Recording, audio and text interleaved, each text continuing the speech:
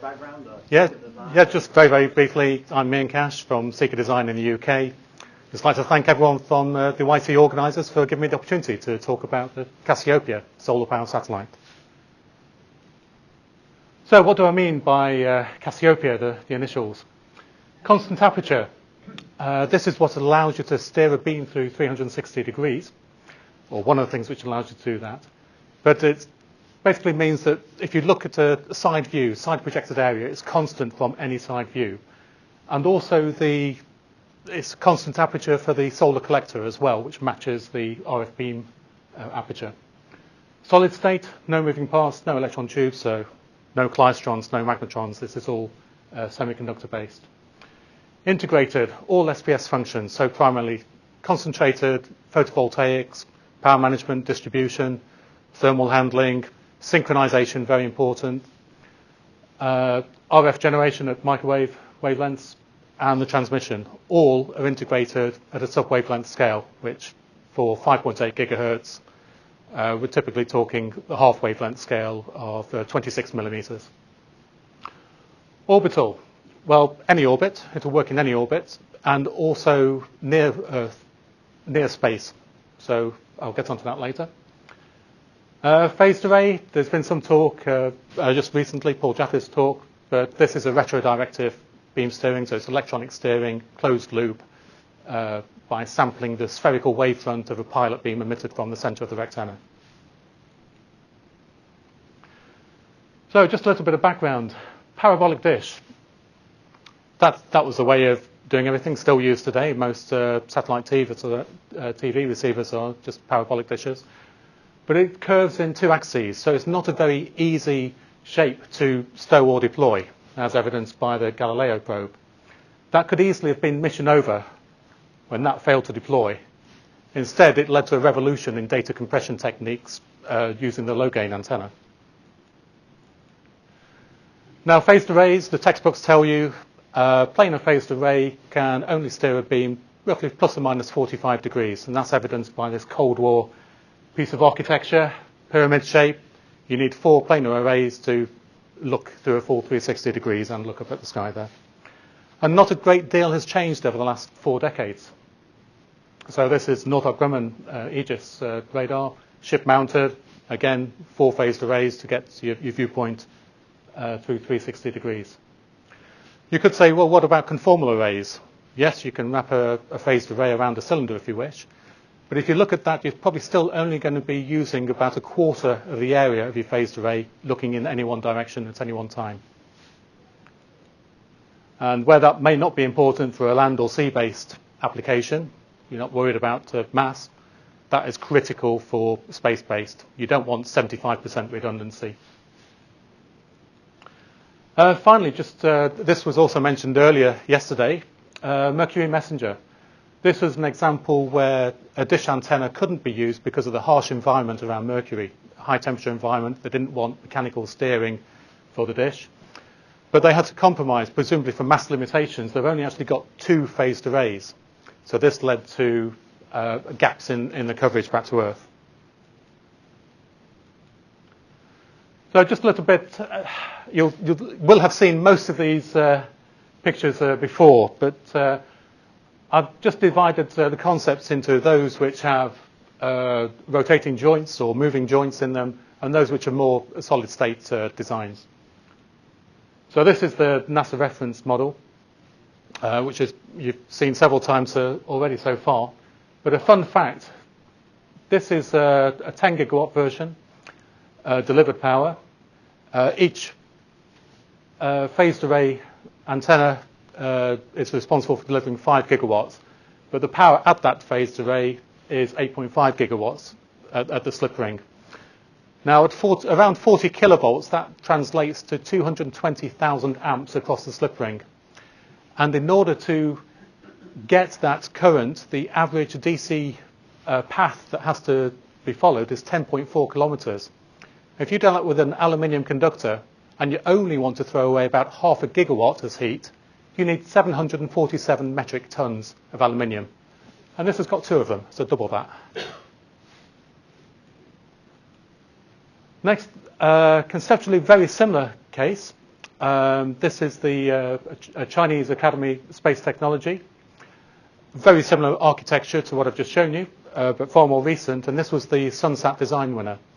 And the argument for this design, I believe, was that if you lose one rotating joint, it's not end of mission. But for the same power levels, you're still going to have most of the same issues for handling very high voltages, very high currents, and long transmission lengths for DC power. Far better, in my opinion, is not to pass any DC current over a rotating joint. It's a power bottleneck. Far better to do it optically. And I think Paul may well be familiar with this picture. But there are still issues doing this optically. You've still got an optical path length there of multi-kilometers, I think around about 6 kilometers from the primary reflector down to the sandwich panel, which, just there. And you've also got some of the same issues you had with a parabolic dish, that you've got here a parabolic concentrator in the optical domain, which has to be maintained very accurately.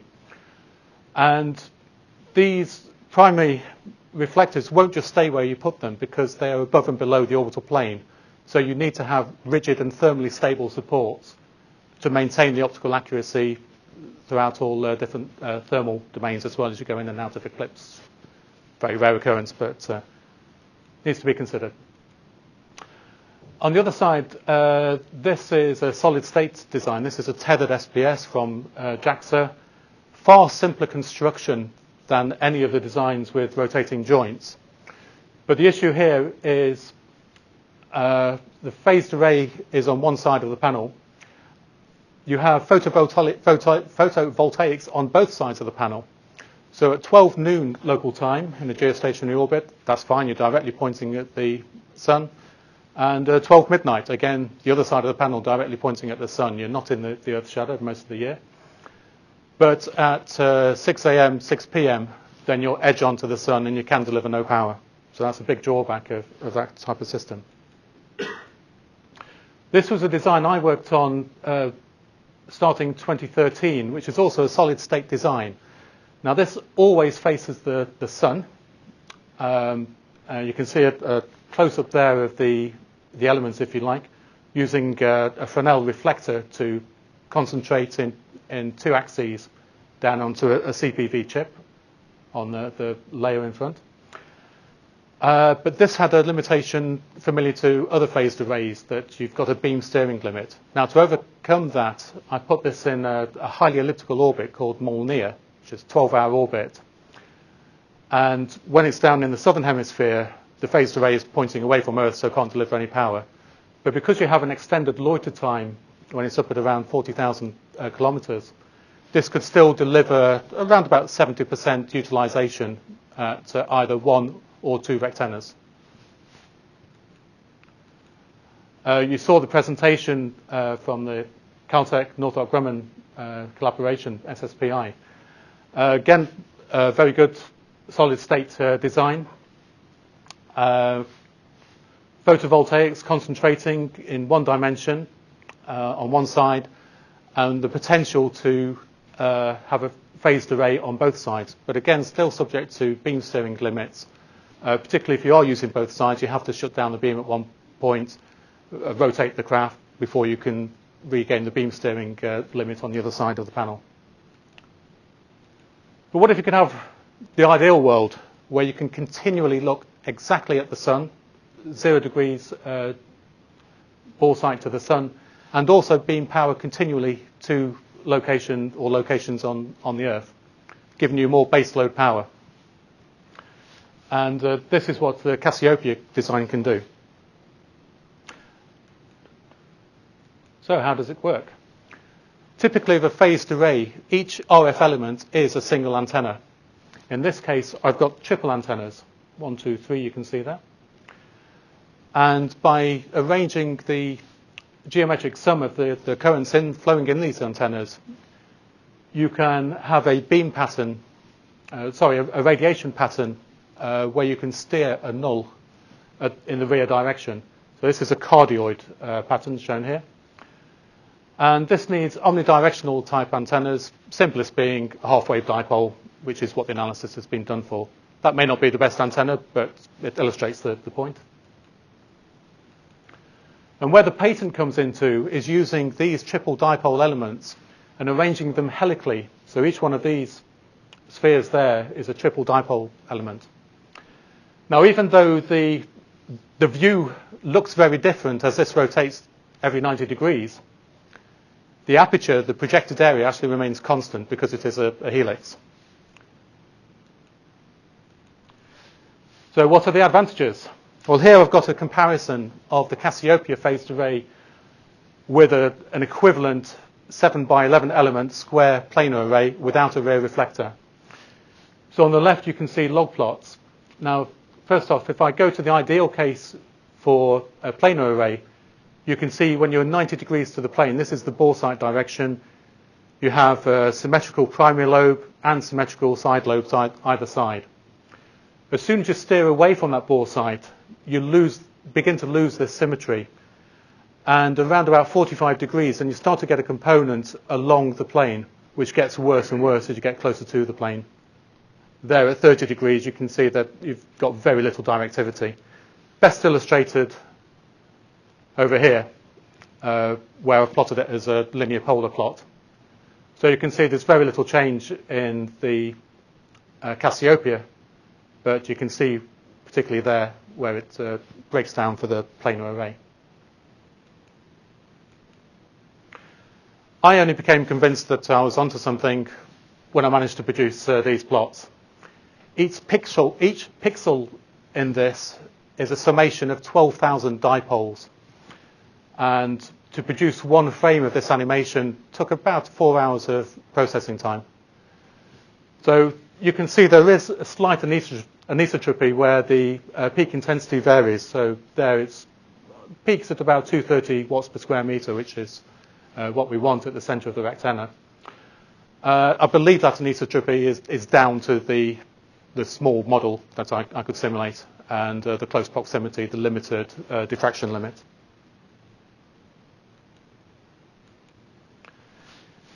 Here on the left shows two things. This is the integration of the concentrating optics with a triple dipole antenna. So there, top view, you can see the 3 dipoles. Also from the top view, you can see here we've got the triple or quad junction photovoltaic. This optical arrangement is known as a Fresnel-Curler concentrator, which is courtesy of LPI Corporation. So I've not invented this. All I've done is added an extra reflector at 45 degrees to bend the ray path through 90 degrees. The Fresnel lens is polymer based. I've put there this is a dielectric reflector, so it should be transparent to microwaves. It has no other function. It doesn't need to dissipate thermal heat at that point. In fact, it could be transparent to long wave infrared, which would help in dissipation from the substrate. The orientation of this is normal to the ecliptic, so this is edge on to the sun. So passive radiation from the copper heat spreading here and any surface treatment should give you good cooling. And this is evidenced here on this model where I'm basically showing the same in reverse.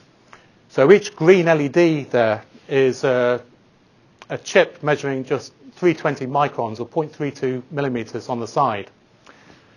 And the DC power I'm powering those LEDs with is a power density of 430 kilowatts per square meter.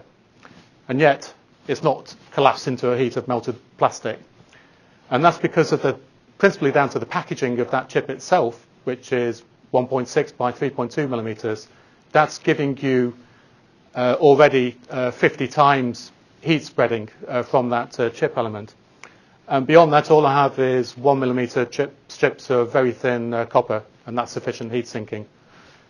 That 430 kilowatts per square meter power density at the chip, that's equivalent to 315 suns at AM0 in space solar intensity. All this would be no good if you had the same troubles you have with a parabolic reflector that it's difficult to stow. And this is a helical shape. What we want to know is, can we stow it into a compact form suitable for launch? And that's my crude model here shows that, yes, it does actually, all the layers collapse 10 times from 13 millimeter down to 1.3 millimeter spacing. The model doesn't quite do that, to be honest. But it is a nice rectangular prismatic shape suitable for storage. Now, I'm not interested in low Earth orbit demonstrations which don't deliver any useful power. We've done that 60 years ago. You know, if you want to get RF from space, Sputnik did that. We know that's possible. What I want to know is, can we have prototypes or small-scale systems which actually deliver useful power, which we could do in the next few years? And this is why I'm considering not even going into space for the smallest versions. So by stratosphere, Thales Alenia Space, large European defense corporation, they're developing a stratospheric station-keeping blimp for communications, surveillance purposes. But I've borrowed their design in this video I'm about to show you for beaming power around about 200 kilowatts delivered. And I'll show you that now.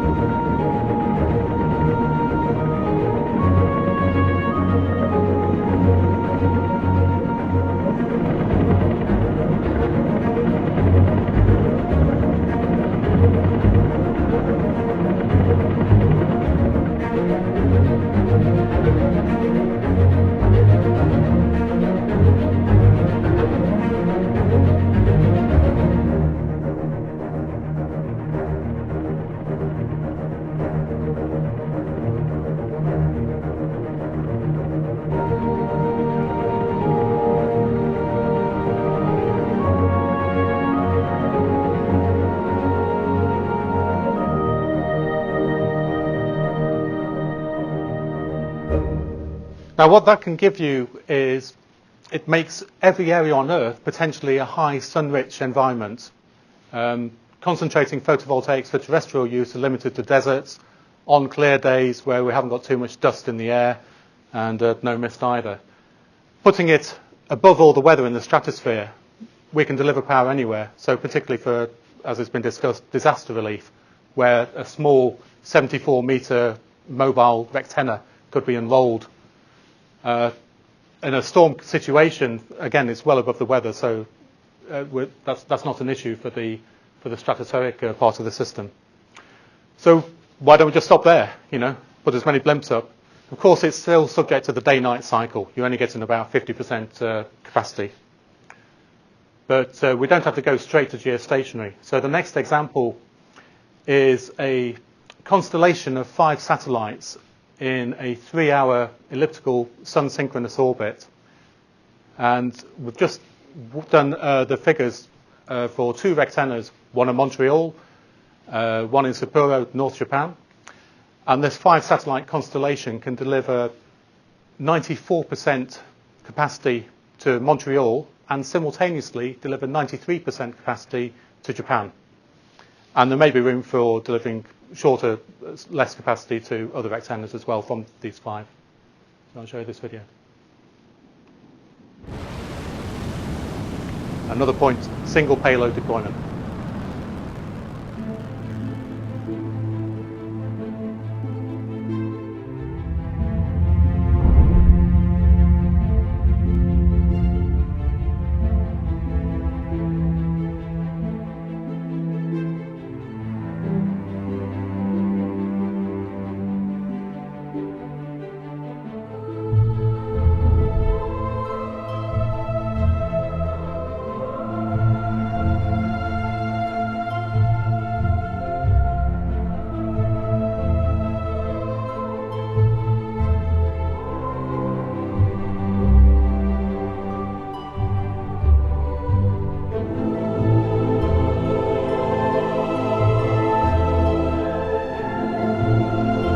That's showing a CubeSat non-power beaming satellite with a high gain but omnidirectional antenna.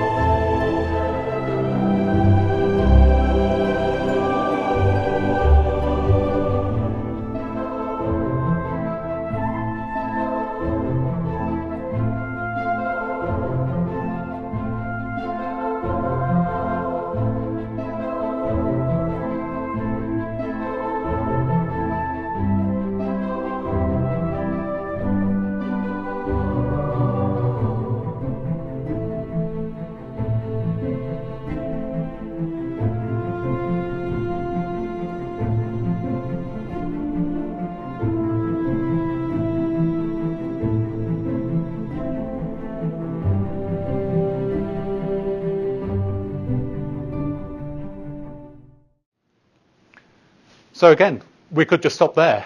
We can get nearly baseload 24-hour power delivery to any northern location. Similarly, we could do it for southern locations. What we're not getting is the satellite utilization. So that was 5 satellites delivering baseload 24 hours to 2 sites. So I'll move on to the last video, which is a geostationary version.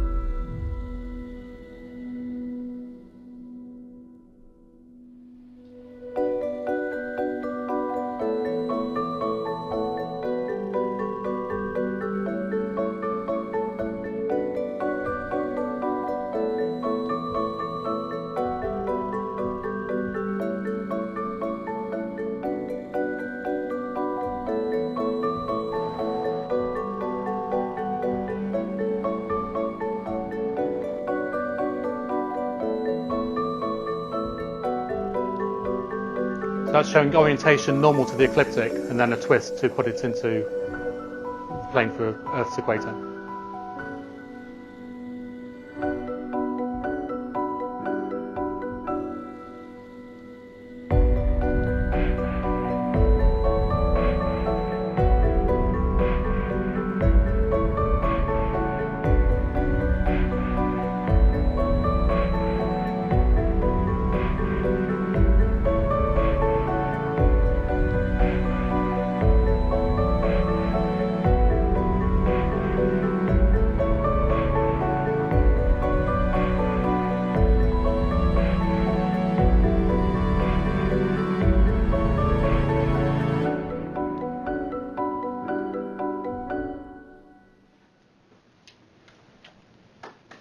Thanks very much.